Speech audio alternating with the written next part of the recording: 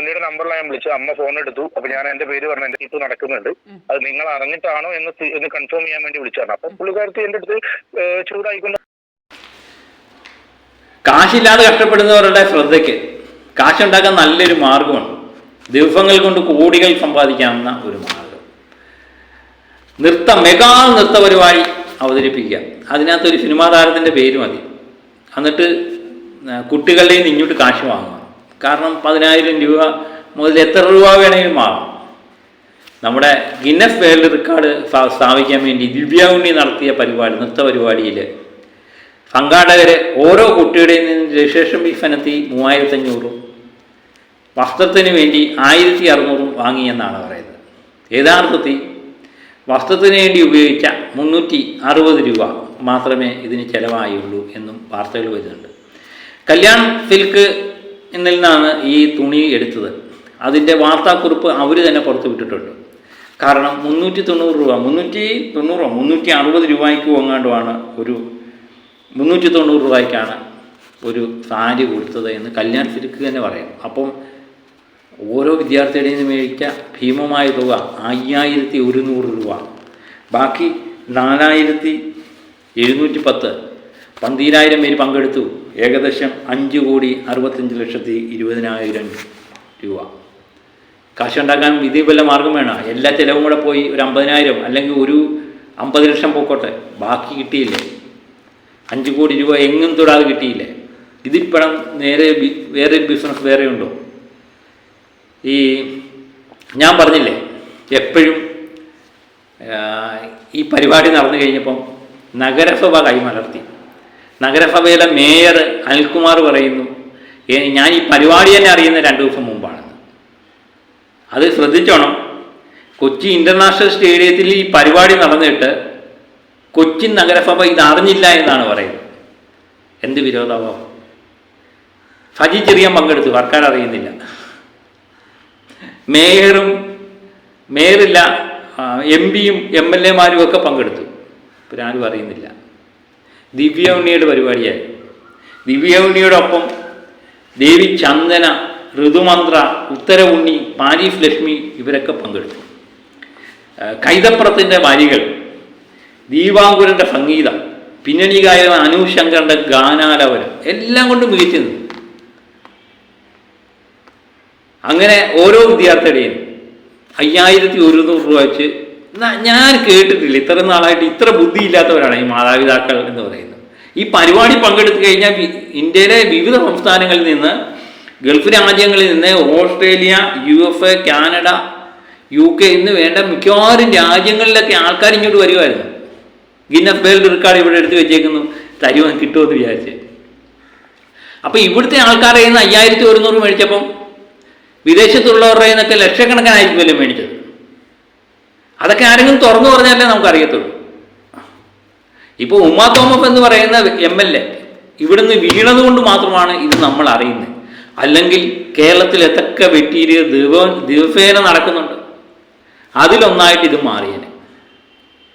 പക്ഷേ ഉമാ തോമസിൻ്റെ വീഴ്ച, ഇവരുടെ കണക്കൂട്ടലെല്ലാം തെറ്റി.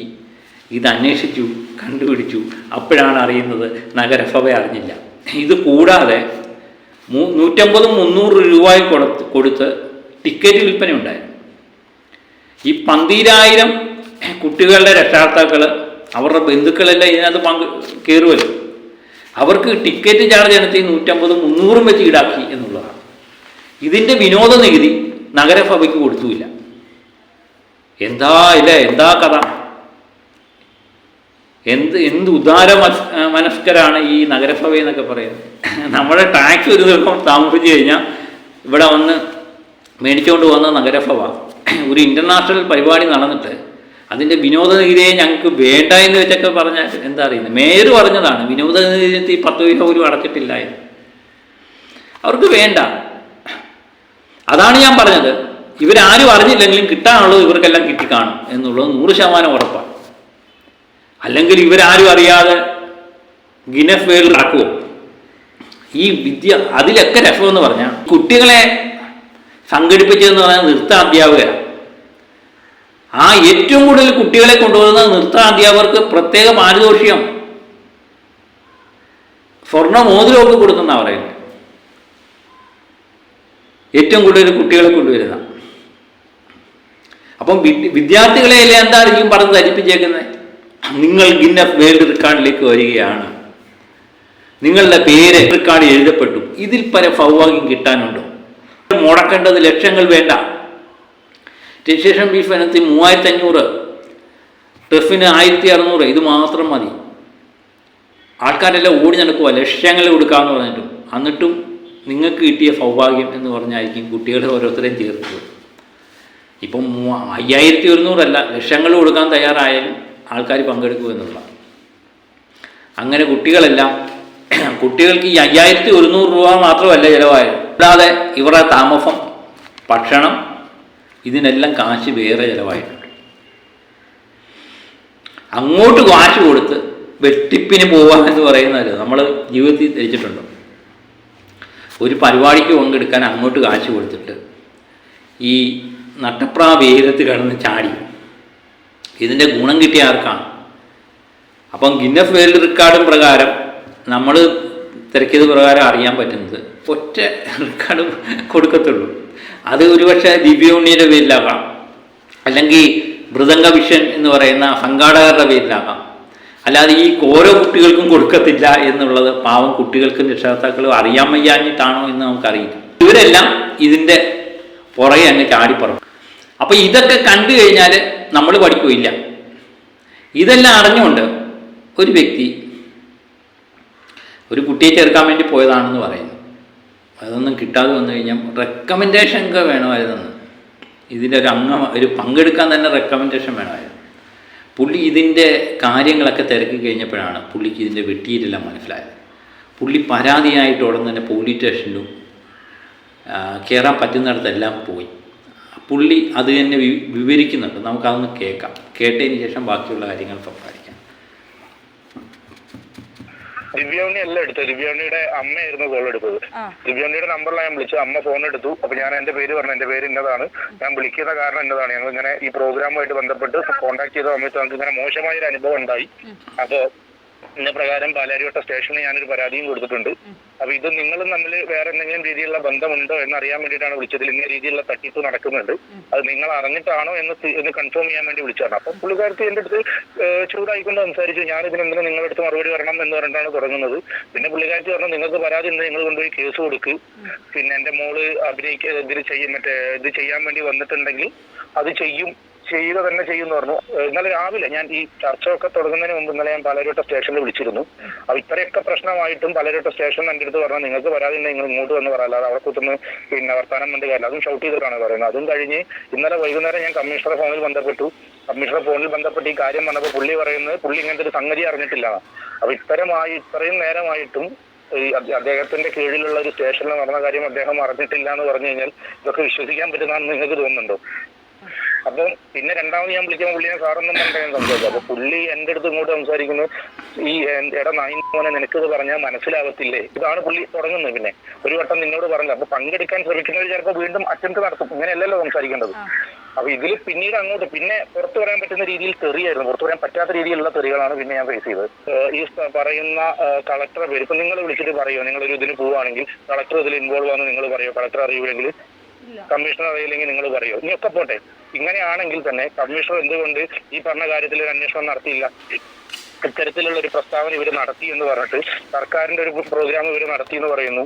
ഇതിലൊന്നും ഒരു അന്വേഷണം നടന്നിട്ടില്ലല്ലോ. ഇവർ അന്വേഷിക്കും, പരാതി കിട്ടിയിട്ടില്ല എന്നാണ് പറഞ്ഞത്. ഇന്നലെ ഞാൻ കമ്മീഷണറുടെ ശ്രദ്ധയിൽ ഞാൻ പരാതി കോടിക്കണക്കിന് രൂപ കിട്ടിയ ഈ പരിപാടി പറഞ്ഞിട്ട് പുള്ളി പലയിടത്തും കയറിയിട്ട് യാതൊരു വിധ രക്ഷയില്ലായിരുന്നു. ആരും കേസെടുക്കാൻ തയ്യാറായില്ല. ഞാൻ പറഞ്ഞില്ലേ, ഇതൊന്നും ഒരു കേസിൻ്റെ പുറത്ത് പോകുന്നില്ല. ഉന്നതങ്ങളിൽ പിടിപാടുണ്ട്, അല്ലെങ്കിൽ നഗരസഭ അറിയാതെ സർക്കാർ അറിയാതെ ഇങ്ങനെയൊക്കെ നടത്താൻ പറ്റും.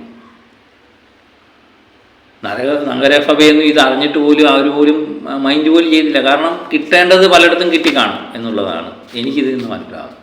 ഇപ്പോൾ ഉമാ തോമസ് എന്ന് പറയുന്ന MLA ഇതിനകത്തൊന്നും വീണില്ലായിരുന്നെങ്കിൽ ഇതാരും അറിയത്തില്ല. ഇങ്ങനെ കോടിക്കണക്കിന് രൂപയുടെ വെട്ടിയിട്ട് ദിനം പ്രതി നടന്നുകൊണ്ടിരിക്കുകയാണ് പല പരിപാടിക്കും. ഗിന്നസ് വേൾഡ് റെക്കോർഡ്, മറ്റേ റെക്കോർഡ്, മറിച്ചേ റെക്കോർഡ് എന്നൊക്കെ പറഞ്ഞാൽ കുട്ടികൾക്ക് വേണ്ടി എന്നും കൊടുക്കാൻ തയ്യാറായി മാതാപിതാക്കൾ ഇങ്ങനെ എത്ര കേട്ടാലും പഠിക്കത്തില്ല എന്നുള്ളതാണ് ഇതുങ്ങളുടെ ഒരു പ്രത്യേകത. അപ്പം ഡാൻസിന് വേണ്ടി ഇവർ മാസങ്ങളോളം കഷ്ടപ്പെടുന്നു. ഇവർ ആഹാര ചെലവ്, താമസ സൗകര്യം ഇതെല്ലാം പ്രത്യേകം ഉണ്ടാക്കണം. ഈ 5000 രൂപ കൂടാതെ ഓരോ വിദ്യാർത്ഥിയും താമസ സൗകര്യം, യാത്രാ ചെലവ് ഇതെല്ലാം പ്രത്യേകം ഉണ്ടാക്കണം. എന്നിട്ട് ഈ ഗ്രൗണ്ടിൽ പോയി ദിവ്യ ഉണ്ണിക്ക് പേര് കിട്ടാൻ, ഈ സംഘാടകർക്ക് പേര് കിട്ടാൻ വേണ്ടി ഈ കാശുമൊക്കെ കൊടുത്ത് അവിടെ പോയി കഷ്ടപ്പെട്ട ഇവരുടെ അവസ്ഥയെന്ന് ചിന്തിച്ചു നോക്കി. ഇതിപ്പോൾ ഒരു മണ്ടത്തരം ഇവർ കാണിക്കാനുണ്ടോ? എന്നാലും പഠിക്കത്തില്ല. അങ്ങോട്ട് കാശ് കൊടുത്തിട്ട് ആ വെയിലത്ത് പോയി ചാടിയിട്ട് വന്നിരിക്കുക. എന്നിട്ട് ഇതുങ്ങളുടെയൊക്കെ പടം വന്നിട്ടുണ്ടോ? ഈ വേൾഡ് റെക്കോർഡിൻ്റെ പേരിൽ ഇവർ വന്നിട്ടുണ്ടോ? ഇല്ല. എല്ലാ പേരും ദിവ്യ ഉണ്ണിക്ക് കിട്ടി എന്നുള്ളതാണ് ഏറ്റവും. ദിവ്യ ഉണ്ണിയെ നൃത്ത പരിപാടി എന്ന് പറഞ്ഞുകൊണ്ട് സംഘാടകർ അവതരിപ്പിച്ചു. അതിൻ്റെ കൂടെ നിൽക്കാൻ വേണ്ടി ഇവരെ വിളിക്കുക, അങ്ങോട്ട് കാശ് കൊടുത്തിട്ട്. എന്താ അവസ്ഥ അല്ലേ? ലോകം എങ്ങോട്ടേയാണ് പോകുന്നത്? ഇതൊന്നും കണ്ടാലും നമ്മൾ പഠിക്കത്തില്ല. ഇനി കൂടുതൽ ആൾക്കാർ കൂടുതൽ വെട്ടിയിരിപ്പ് ആയിട്ട് വരും. അപ്പം ഞാൻ പറയുന്നത് കേരളത്തിൽ തന്നെ എത്രയൊക്കെ രീതിയിലുള്ള വെട്ടിയിരിപ്പ് നടക്കുന്നല്ലേ. പക്ഷെ നമ്മൾ അതൊന്നും അറിയുന്നില്ല. കാരണം ഉമാ തോമസ് സാധാരണ ഒരു വ്യക്തി വീണിരുന്നെങ്കിൽ ഇതൊന്നും വലിയ മൈൻഡ് ചെയ്യത്തില്ല. പക്ഷേ ഉമാ തോമസ് എന്ന് പറയുന്ന ഒരു MLA വീണ് കഴിഞ്ഞപ്പോൾ ഇതിൻ്റെ അന്വേഷണമായി. ആരാണ് ഇത് നടത്തുന്നത്? ആരെ അനുവാദം വാങ്ങിച്ചിട്ടുണ്ടോ? നഗരസഭ കൈമലർത്തി, സർക്കാർ കൈമലർത്തി. പിന്നെ ആരാണ് ഇത് നടത്തിയത്? ദിവ്യ ഉണ്ണിയും കൈമലർത്തുന്നു. ആരാ ഇത് നടത്തിയത്? ഇതാണ് പറഞ്ഞത്. ഏതെങ്കിലും ആരെ ഈ മൃദംഗ വിഷയൻ്റെ ആളിനെ അങ്ങനെ അറസ്റ്റ് ചെയ്ത് എന്ന് പറയുന്നു. എന്താ ഷമീർ അബ്ദുൾ റഹീം ഇതിനെ അറസ്റ്റ് ചെയ്തു എന്ന് പറയും. ഇത് അറസ്റ്റ് കൊണ്ടുവല്ല കാര്യമല്ല അല്ലേ? ഇവരൊക്കെ വേറെ രീതിയിൽ, ഒരു രീതിയിൽ അല്ലെങ്കിൽ മറ്റൊരു രീതിയിൽ വെട്ടിപ്പുമായിട്ട് വരും. അവരെ മൃദംഗ മിഷനെ മാത്രം ഞാൻ കുറ്റപ്പെടുന്നില്ല കേട്ടോ. ഇത് എല്ലാവർക്കും കൈ കാണും. ഉന്നതങ്ങളിൽ ഇതിൻ്റെ കൈ കാണുമെന്ന് 100% ഉറപ്പാണ്. അല്ലെങ്കിൽ ഇവരെല്ലാം കണ്ടു ആരും ഈ ഇൻ്റർനാഷണൽ സ്റ്റേഡിയത്തിലൊരു നൃത്ത പരിപാടി നടന്നപ്പോൾ അവിടുത്തെ നഗരസഭയും ആൾക്കാരും ആരും അറിഞ്ഞില്ല.